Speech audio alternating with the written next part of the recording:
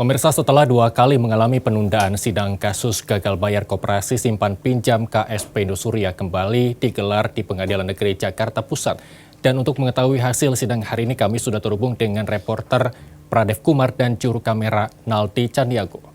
Pradev, apa agenda sidang hari ini? Ya Irsal, tadi sekitar pukul 9 pagi tadi kembali sidang lanjutan dari penundaan sidang KSP Indosuria yang gagal bayar dilakukan di PN Jakarta Pusat. Seperti biasa, para nasabah atau para kreditur telah berkumpul sejak pagi tadi agar bisa menyaksikan langsung bagaimana prosesi pembacaan proposal perdamaian yang dibacakan oleh pihak Indosuria kepada kreditur dengan skema-skema terbaru. Adapun skema yang terbaru saat ini pun telah dibacakan dan disimak langsung oleh pihak kreditur yang telah hadir langsung di ruang persidangan di PN Pengadilan Negeri Jakarta Pusat. Dan sidang tadi pagi pun sudah dipimpin oleh Hakim Makmur dan juga untuk tim pengawas oleh tim pengurus ya Muhammad Arifuddin. Adapun juga dari kuasa-kuasa hukum dari pihak Indosuria.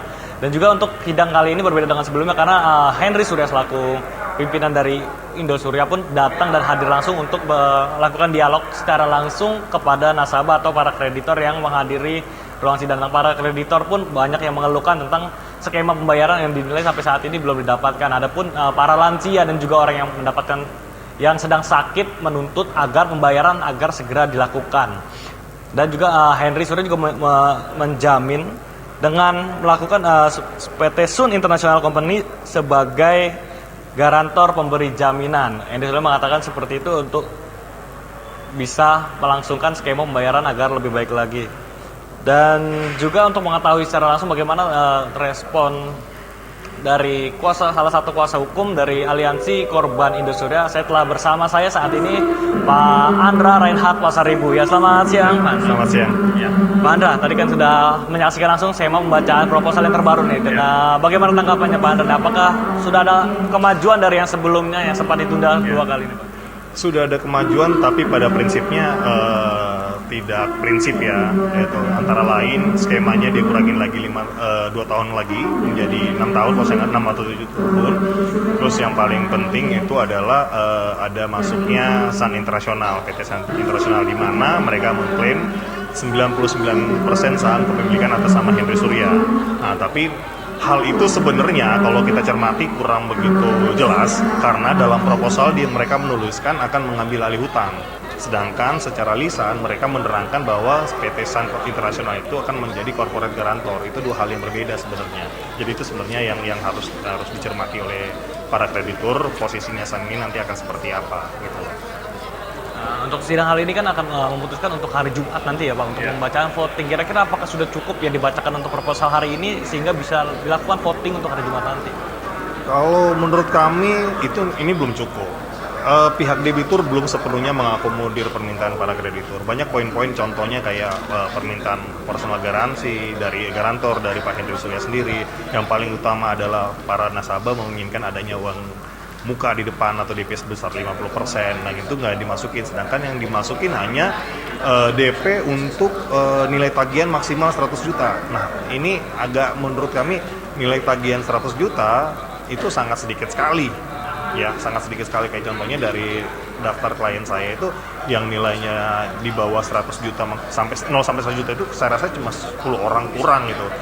Justru ini rata-rata angka-angka besar yang ada di dalamnya. Makanya sebagian besar kayak tadi ada ibu sudah pensiun, hasil pensiunnya kemudian dia masukin semua ke Indosuria segala macam, lantas terjadi gagal bayar. Jadi 10% dan hanya untuk 0 sampai 100 juta dengan nilai 10% itu sangat-sangat kecil sekali. Itu sangat tidak mungkin seperti itu. Berarti memang untuk pengajuan voting untuk hari Jumat nanti nih Pak, berarti dinilai memang belum cukup, masih ada perlu pembahasan beberapa kali lagi ya? Betul. Menurut kami sangat belum mengakomodir permintaan daripada kreditor gitu. Karena banyak hal-hal yang menurut kami ini belum selesai. Karena gini, pembahasan rencana perdamaian itu harus dibahas secara seksama. Bagaimana ceritanya ya merestruct utang 14 triliun ya dalam hanya 3 kali rapat pembahasan rencana perdamaian. secara logika itu nggak masuk akal gitu. Kalau memang ada itikat baik, berikan waktu yang panjang. Kan berkali-kali saya bisa sampaikan juga. PKPU punya 270 hari. 270 hari itu bisa dimanfaatkan untuk membahas rencana perdamaian. Jadi utang yang banyak kreditur lain atau proses PKPU lainnya, utangnya juga nggak nyampe triliun gini, mereka memanfaatkan 270 hari itu untuk membahas rencana perdamaian. Ini kenapa harus buru-buru dipaksain besok harus voting. Tapi apapun itu kita tetap hadapin. Dan Pak Hendra juga tadi kan ya ada yang menarik dari sidang ini bahwa Pak Henry sudah langsung hadir datang ke dalam persidangan. Kira-kira apa nih sinyal apa yang diberikan oleh pihak debitur nih dengan dihadirkannya Pak Henry sudah ke dalam persidangan? Ya, menurut saya itu hanya strategi lah, strategi dari debitur sebagai sweetener lah. Sweetener menghadirkan Pak Henry Surya sebagai pendiri ya, sebagai pendiri koperasi atau sebagai foundernya dari Indosuria Group juga. Ya itu sah-sah aja dihadirkan. Tapi saya berharap hadirnya beliau juga mempunyai dampak yang besar gitu. Dampak yang besar apa? Makanya tadi saya langsung menyampaikan pertanyaan, bersedia nggak Pak Henry Surya untuk menjadi personal garantor? Tapi kan sama beliau ditolak karena menurut beliau dia sudah menyerahkan PT Saninter itu di mana dia memiliki saham mayoritas direktur. Dan menurut saya itu jadi nggak signifikan lah kehadiran beliau hari ini. Juga Pak Henry juga kan tadi menjamin katanya akan memberikan DP secepatnya kepada nasabah yang prioritas seperti yang sedang sakit, lansia, dan juga dengan uang nasabah yang di bawah 100 juta. Itu gimana sih sebenarnya? Ya itu sebenarnya hal yang sudah basi menurut saya. Dari awal PKPU tuh mereka tuh KSP Indosuria harus punya treatment seperti itu dari awal loh. Karena dia tahu kan mereka punya data berapa persen sih, ya kan? Nasabah mereka ini yang masuk kriteria lansia, saya bilang dari klien saya 70% tuh lansia semua, orang-orang pensiunan. Kenapa baru sekarang udah mau perdamaian baru di treatment seperti ini? Saya rasa terlambat. Itu harus dilakukan dari sejak awal terjadi gagal bayar, mereka harus mempersiapkan itu semua. Ya terima kasih banyak. Selamat lanjutkan aktivitas kembali. Ya pemirsa, tadi berikut wawancara saya dengan salah satu kuasa hukum dari Aliansi Korban Indosuria yang masih mengkritisi atau masih rada menolak dengan proposal yang dibacakan hari ini karena dinilai memang belum cukup lengkap atau cukup bisa memenuhi keinginan dari para kreditur untuk melakukan voting pada Jumat nanti. Ya, kembali Irsal.